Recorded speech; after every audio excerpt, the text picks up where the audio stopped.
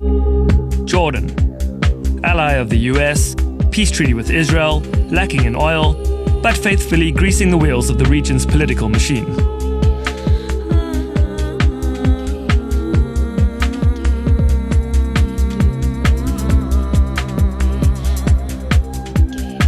From ancient ruins to the therapeutic waters of the Dead Sea, from biblical sites to fast-paced nightlife, Jordan is a hidden gem and a country of contrasts.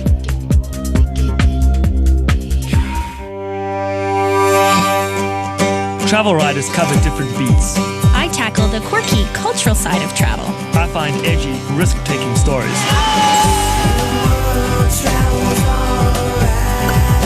The trick is to find stories that inspire.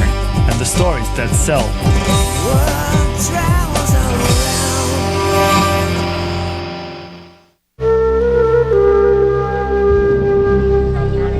We arrive in Amman, Jordan's capital city, after an exhausting 24-hour journey.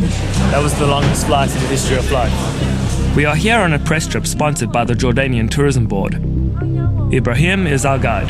All right, let's roll to the hotel. All right, let's do it. So that means goodbye hostel, hello 5-star, everything. We love press trips. Being on their dime means being on their schedule. Press trips come with their pros and their cons. After the hotel bombings in 2005, security has been a high priority.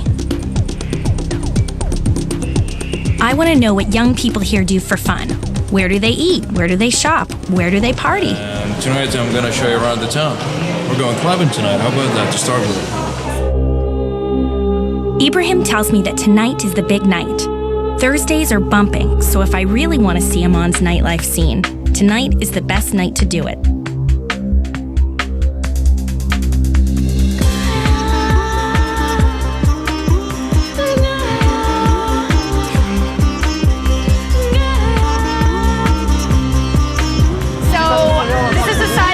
Most people don't see, and that's where I want to take my story. This is a real part of Amman, night clubbing, young people, trendy, cool fashion.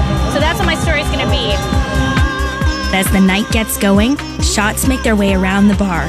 Bodies start to move to the beat of house music. Everyone's so friendly, offering advice on where to go and what to see, even taking my notepad to make sure I get the right names of all the best spots. The shopping and the nightclubs and all that stuff, it's really just a way that I can talk about the real issue that's important to me. And that's breaking down the stereotypes that surround the Middle East. It's crazy. Okay, that was my very first Jordanian nightclub experience. And I mean, I can really see the story evolving. Like, you know, when you think the Middle East, you think desert and you think female oppression sometimes, but I just came from a nightclub and those girls were wearing less than I was, drinking, partying, dancing. I mean, am I in the Middle East right now? It's kind of crazy.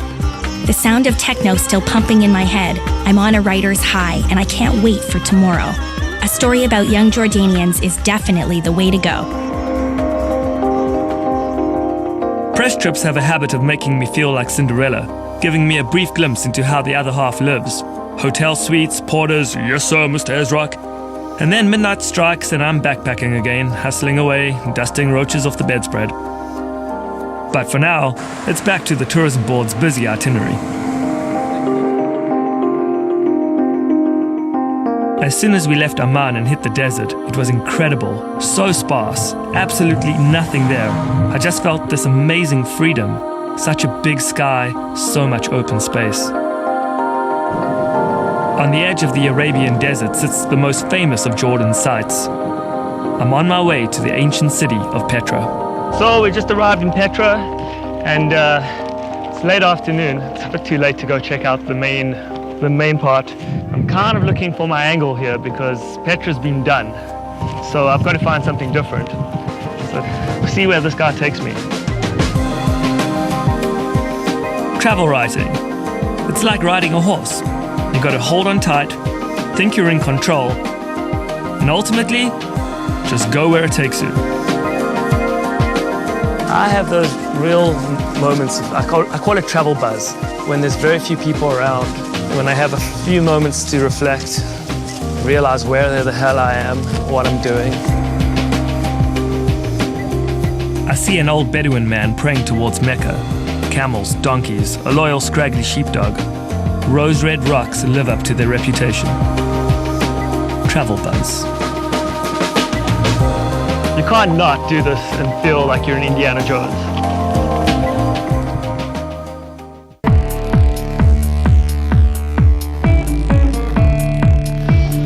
Nice. He's good. It is.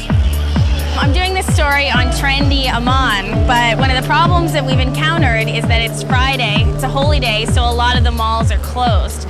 So, big problem. Though there are pockets of modernism in Amman, the majority of the country is still religious and traditional. Hey, Julia, look what I got you. Because it's part of the Islamic faith that a woman should cover when she enters a holy place. Right Could there. I also just wear a headscarf? As long as you're covering your legs and your arms. Okay. So it's amazing the difference. Like last night, most people weren't wearing very many clothes, and then today I have to wear this big long outfit. Like it's amazing the contrast in the city. Well, there you go. You said it, the contrast. This is what makes Jordan a unique destination. So is it possible that those people yesterday were both practicing Muslims, but they also party and drink? I think it's too personal. Ibrahim says that here, just like at home, how religious you are is a personal choice. Everyone is different. And women and men. But it's so unfortunate that there's a misperception about the country. Well, I mean, that's really the focus of my story because I do think a lot of people have these perceptions. So I thought one way to do that would be to talk about the youth of Amman. He tells me I should just get out there and walk the streets. There are young, friendly people everywhere. I come across a popular coffee shop and see two young women sitting on the patio. I can't help but want to chat with them. Okay, so when you go to the nightclub, you don't drink? No. We have fun. Only we have fun. You can have fun without drinking. And so tell me about dating in Jordan. Dating in Jordan. Do you date men? Yeah. We were, and our mothers knows about that. Though Jordan is a progressive Middle Eastern country, their dating rituals remain conservative by our standards. Time for the taboo question. Like, can you have premarital sex in Jordan? No, because when you want to get married, none of the guys will marry a girl that had sex before. Yeah. So is it something you just keep quiet, or If that happens, it must be quiet. Yeah. Virginity is revered and expected before marriage. So if you do it, you gotta keep it on the lowdown. do you ever feel that women aren't being treated equally? No, we can work, we can go out, we can do whatever we want. I think people might think it's just like Iraq. No, it's totally different. Jordan is safe and secure, so they can come and have a lot of fear fun nothing. Here. Yeah, they will have fun everywhere. Okay, very cool. Thank you so much. I really appreciate it. problem. Thank you. Okay, bye guys. Thanks again. Enjoy your coffee. Thank you. Okay, see ya. The landscape is just crying out to be explored. Ancient outcroppings bellow, "Climb me," and so I do. I took to the hills, scrambled up a rocky boulder, and found my stairway to heaven. I mean, how old are these stairs? They must be 1,000 years old, 2,000 years old. Stairs had been carved into rock leading up to a couple of one-man caves, tailor-made for meditating and pondering life. What a contrast to Amman, you know? You come out here and wow, now I see why people come to Jordan. It's incredible. The sun sets, a donkey screeches, the tourists are gone and Petra's colors deepen. Ghosts awaken and belly dance.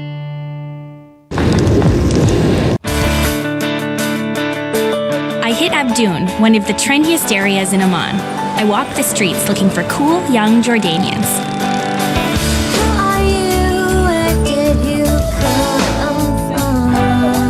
I spot 4 young women wearing skin-tight jeans, stiletto heels, and Islamic headscarves.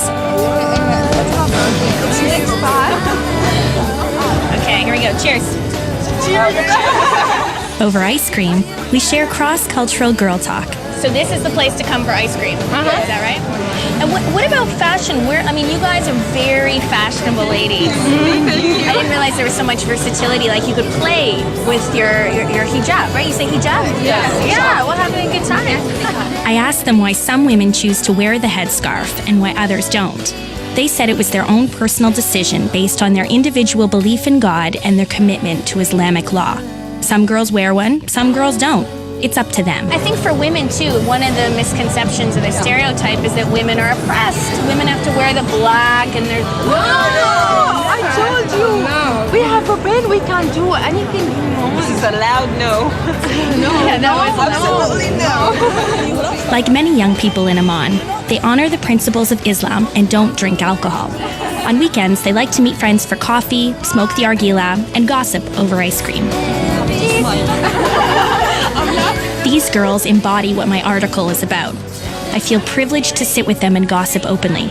It doesn't take long before I realize that our commonalities far outweigh our differences. Thank you very much. Okay, bye guys. Bye.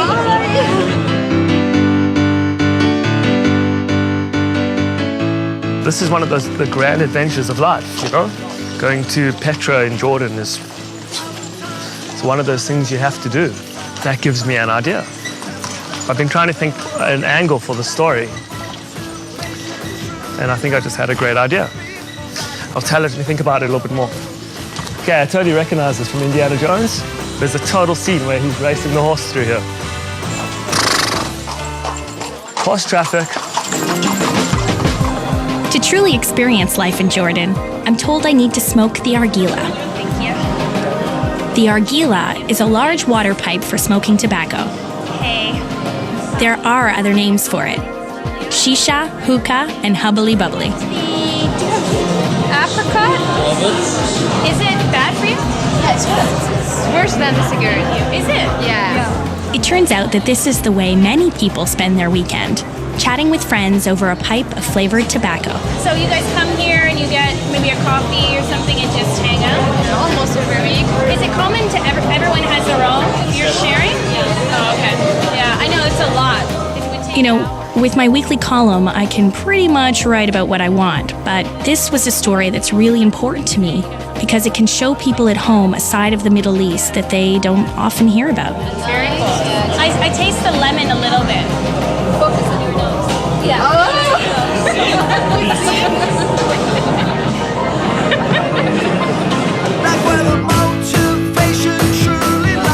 The good thing about having all these tourists here is you can overhear the guides. There's just one problem with this, I don't speak Italian. Okay, hey kids, have a look over here. Check this out. Wow. I walk a half hour until a split in the rock stops me in my tracks, revealing the glowing jewel of the treasury. The memory card in my camera shudders, knowing full well the abuse to come. Click, click, click. What makes a wonder of the world? Is it the details in architecture, the emotion you feel when you stand before it, the history or legend that surrounds it? Like travel itself, I think choosing the wonders of the world is a personal choice. Well, that's probably one of the more magnificent things I've ever seen, walking around that bend and seeing the treasury here. Petra is a huge complex of temples and tombs carved into rock by the Nabateans over 2,000 years ago. The treasury is actually a tomb, but got its name from over-enthusiastic treasure hunters. It's visited by thousands of people every month, including travel writers, so finding a fresh angle is going to be a challenge. Petra's been named as one of the new 7 wonders of the world. I'm thinking to make an unusual story, comparing all these new wonders of the world, because now I've been to them all. How many people have done that? You know, some shouldn't be on that list, some are just a given. Tell you what, this one deserves to be on the list for sure. Beautiful. That is unbelievable. Whoa. That's impressive. It doesn't look real. Loads of these temples and these tombs, and it goes on for quite a while. Wow. sun streams into the chamber like spotlights on a concert stage. I'm preferring this part, to the treasury. Because the treasury I've seen a million pictures of, but this I've never seen before. There's less people here. I mean, it's staggering. And look at the colors and the quality of the carving and the angles. And this is 2,000 years old. 2,000 years old. I mean, you really can't believe that. Amazing. Oftentimes he would hypothesize about the things that best be left unknown. So here I am walking on a rock and it's got 2,000-year-old inscriptions and I'm walking on it. What makes you really happy? Every day will be happy Yeah. from the tourists. I like the tourists and people. Do you have a girlfriend? No. You will, because you're pretty smooth talking. The sun bakes in the desert, and Bedouin boys do a good trade offering rides on donkeys down a boulevard of ruins. Come on. Donkey. It's like Shrek. How can you be taken seriously on a donkey? Seriously. I mean, look at this. A camel? That's serious. What's happening, brother? How you doing? I find a little spot on some nearby rocks to write some thoughts like, there's an energy in the wonders, an element that triggers an emotion and experience, an archetypal memory that resides in our human consciousness, just as sure as aroma resides in an ancient spice. I think that's the story.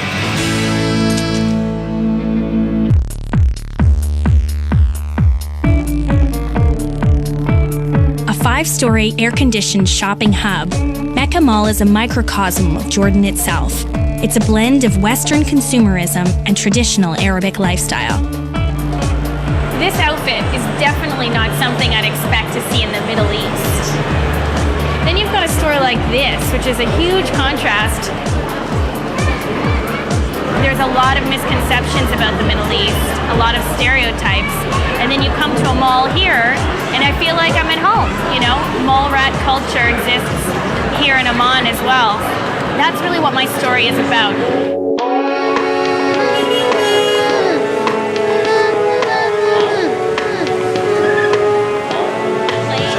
I discover that Amman is a trendy capital city with modern shops, hip restaurants, and a thriving nightlife scene, even though the majority of the country is still traditional. It's a city of contrasts, but it's a city where contrasts coexist.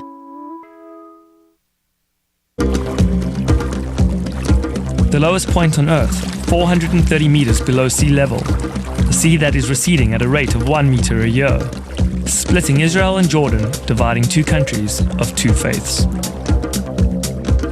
The Dead Sea is actually a lake, and due to its obscene levels of salt, this natural spa is totally devoid of marine life.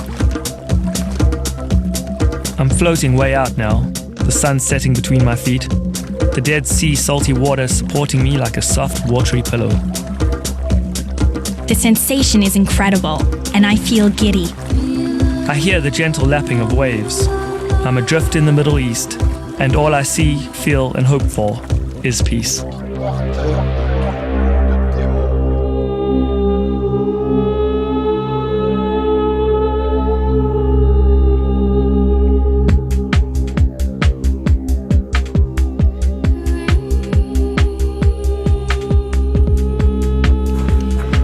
Is this highly fashionable, but it also protects from wind and sand in the desert.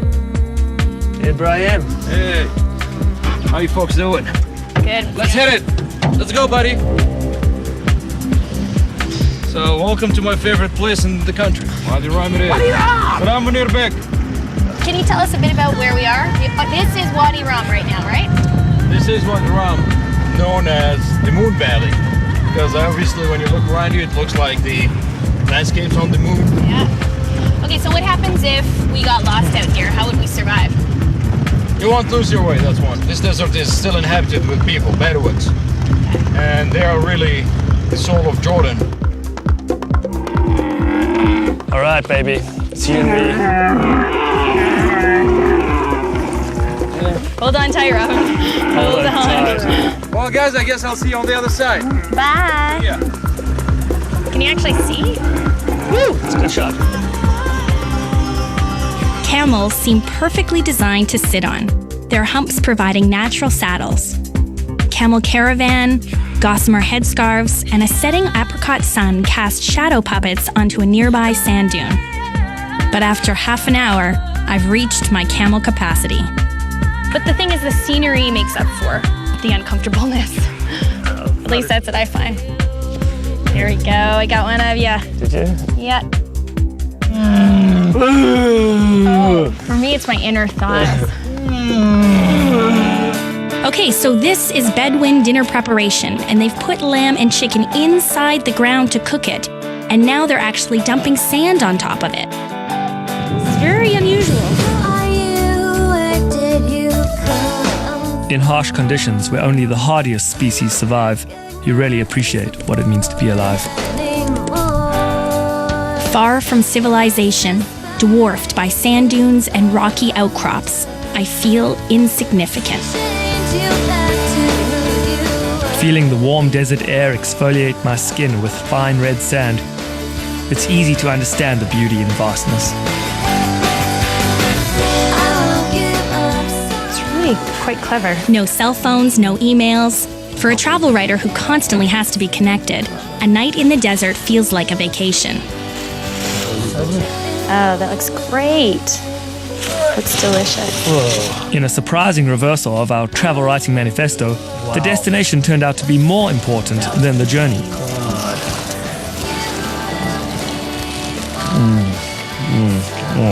Melt in your mouth. So I've been to a lot of places, and it takes a lot to impress me.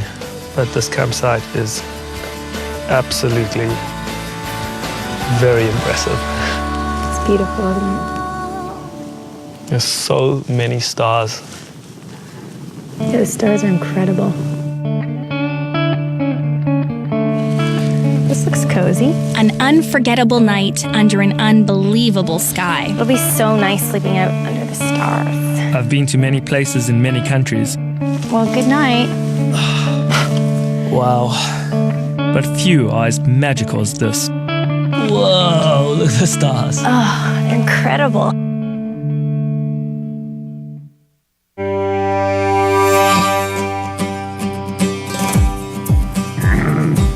Ooh, your camel is flatulent. Whew. Smells terrible. Definitely don't be downwind, right?